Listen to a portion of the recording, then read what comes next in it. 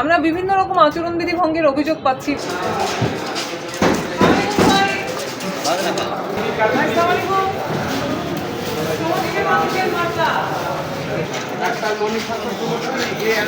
আমরা মনে করি যে আমরা আসলে এই যে আনুষ্ঠানিক প্রচার প্রচারণার ক্ষেত্রে অনেকেই তো আসলে দীর্ঘদিন পর মানুষের কাছে যাচ্ছেন, তো তাদের অনেক রকম প্রচার মাধ্যমের বা নানান রকম মহড়া দেওয়ার প্রয়োজন পড়ছে।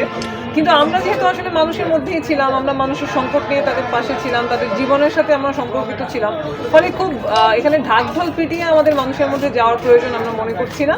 আমরা মানুষের কাছে যাচ্ছি যে মানুষের সাথে আমরা গত 17 বছর একেবারে তাদের জীবনের সাথে মিশেছিলাম, ফলে আমরা সাধারণভাবেই যে লিফলেট বা যা নিয়ে যাওয়ার কথা সেটা নিয়ে যাচ্ছি, এটা খুব প্রভাব পড়ছে না।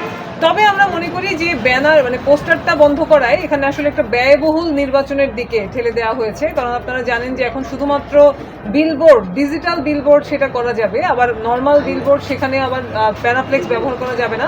ফলে বিষয়গুলো একটু জটিল হয়ে গিয়েছে এবং অনেক টাকা যারা খরচ করতে পারবেন তাদের জন্য বিষয়টা সহজ, কিন্তু আমরা যারা গরিব মানুষের রাজনীতি করি, আমরা যারা কোটিপতিদের বিরুদ্ধে জনগণের অধিকার আদায়ের রাজনীতি করি, তাদের জন্য বিষয়টাকে একটু জটিল করে তোলা হয়েছে বলে আমরা মনে করছি। আমরা বিভিন্ন রকম আচরণবিধি ভঙ্গের অভিযোগ পাচ্ছি। বিভিন্ন শিক্ষা প্রতিষ্ঠানের অনুষ্ঠানে অনেক প্রার্থীদের আত্মীয়রা গিয়ে তারা ভোট চাইছেন, তারা বক্তৃতা দিচ্ছেন, এই ধরনের ঘটনা আমরা শুনতে পাচ্ছি।